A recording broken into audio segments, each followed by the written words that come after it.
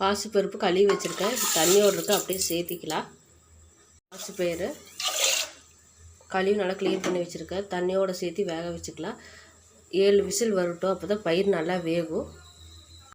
வெந்துருச்சு, பருப்பு வெந்துருச்சு. எண்ணெய் ஊற்றிக்கலாம். எண்ணெய் சூடாச்சு, கடுகு போட்டுக்கலாம். கடுகு வெடிச்சிருச்சு. ஒரு கைப்பிடி அளவு சின்ன வெங்காயம் சேர்த்துக்கிறேன்.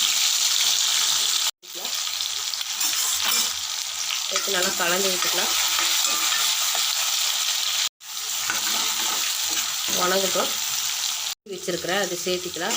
பூண்டு 10 பல் சேர்த்திக்கலாம். தட்டி வச்சதை தக்காளி கட் பண்ணி வச்சுருக்கேன், அதையும் சேர்த்திக்கலாம். மீடியம் சைஸில் 4 தக்காளி கட் பண்ணி வச்சுருக்கேன், அதையும் சேர்த்திக்கலாம். 3 பச்சை மிளகாய் கீரை சேர்த்திக்கிறேன். 1 ஸ்பூன் மஞ்சள்தூள் சேர்த்திக்கலாம். சேர்த்து கலந்து விட்டுக்கலாம். 1/2 ஸ்பூன் சேர்த்திக்கலாம், அதிகமாக வேண்டாம். 1/2 ஸ்பூன் சேர்த்திக்கிட்டால் போதும்.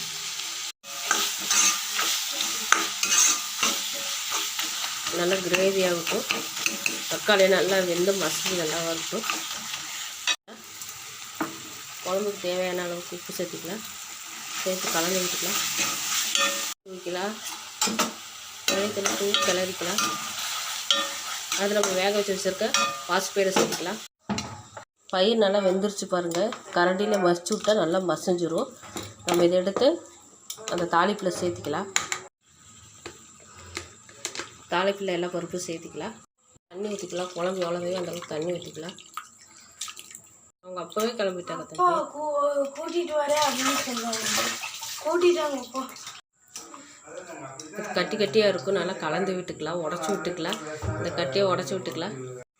நல்லா இதுக்கு உடச்சி விட்டுக்கலாம். கட்டியை உடச்சி விட்டு குழம்புக்கு ஒரு கொதி வந்தால் நம்மளுக்கு குழம்பு ரெடி ஆகிடும். பாசிப்பயிறு குழம்பு, சுவையான பாசிப்பயிறு குழம்பு வச்சிருச்சு, ரெடி ஆகிடுச்சு.